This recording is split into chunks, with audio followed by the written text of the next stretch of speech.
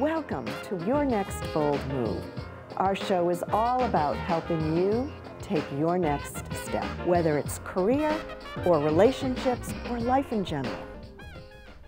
Hi, and welcome to Your Next Bold Move. My name is Wendy Capland. Today's show is focused on communication and how to get what you want more often.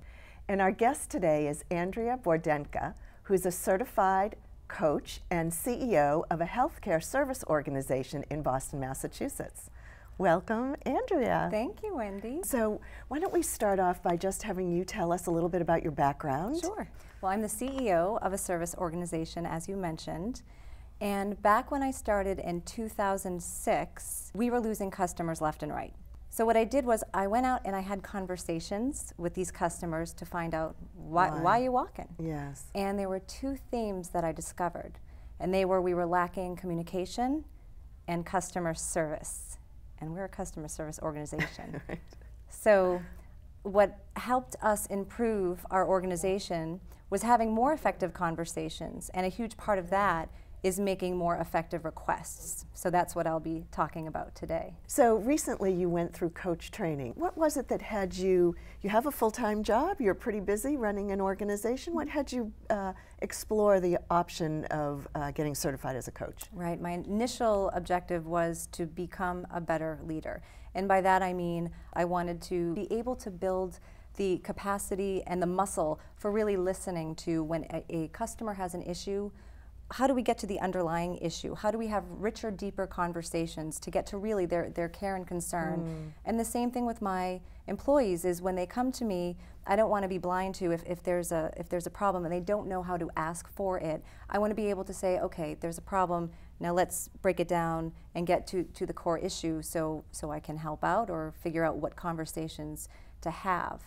I work with executives who are so driven and so motivated, and they have a really hard time being accessible to people because their mind, like you said, is 10 feet ahead. Right. So the move is opening your shoulders, putting your chin up, and opening your mouth slightly, right? And just letting the other person talk to you so you can receive what they're saying and let them finish talking, right. You know, and say, that's a great idea. Here's what I'm thinking, instead of, nope, that will never work, right? People are so blind to it. How have these new skills impacted your work, do you think? The conversations are that much deeper, right? And I used to have this insecurity or fear of, you know, going out to social events. Putting myself out there, it just seemed too vulnerable for me. These are things that we create in our head. Stories. Stories. That are not true. That are not true. But there are perception. Absolutely. Right. So then what this training does and what my coaching does for others is that it helps you discern really what's fact here and what are you creating, right. And do you want to have different results show up? What needs to shift in your thinking? Right. So now I go to networking events whenever possible, and I love it. It's just I show up differently, I feel differently.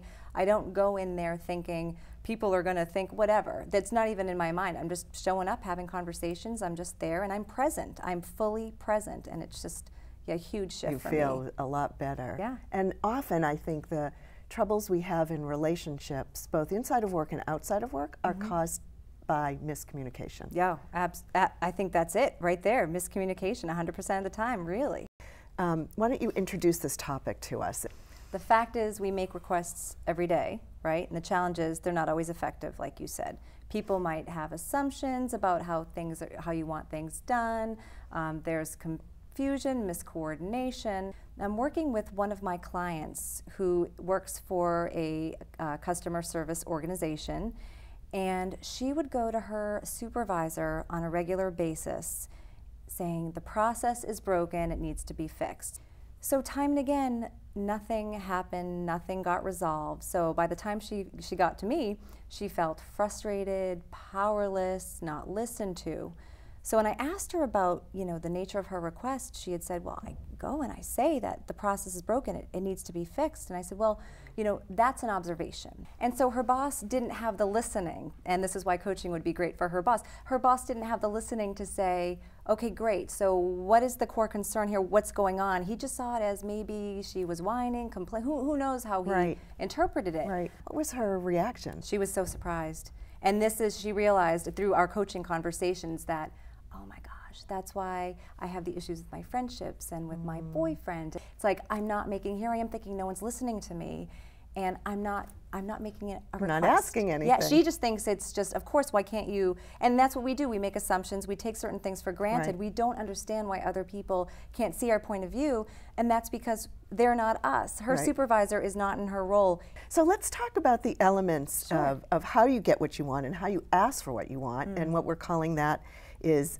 elements of an effective request. So there are three, the concern, the request itself, and the deadline. So walk us through. The concern is huge. When you're going up to someone, it's good to give the overall, what is this, where is this coming from? So when like that woman who said the process is broken. Right. That doesn't tie into an overall concern, so her boss's listening isn't tied to the concern. Anything, right? So when I asked her, okay, so what is the overall concern here? And she said, well, I'm frustrated. And I said, but how does that impact the customer? Your customer service, you're dealing with customers.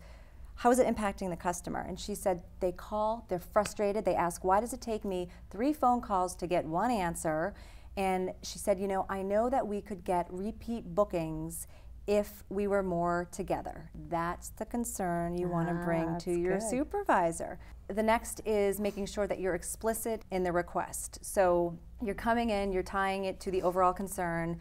This is a customer service delivery, so that's how you start it. Get the ears perked, and her boss was very attentive. Right. You know, I'd like to have a conversation. I'd like to talk about this with you is a simple way to say it, I'd like to talk to you Right. about this. I see it's a problem. I see it's impacting our customers, and I am concerned, and I actually have a few ideas that I'd like to get your feedback on to see if there's an approach that, you know, we can implement together. That's great. And he was blown away, and she was blown away that it was that easy.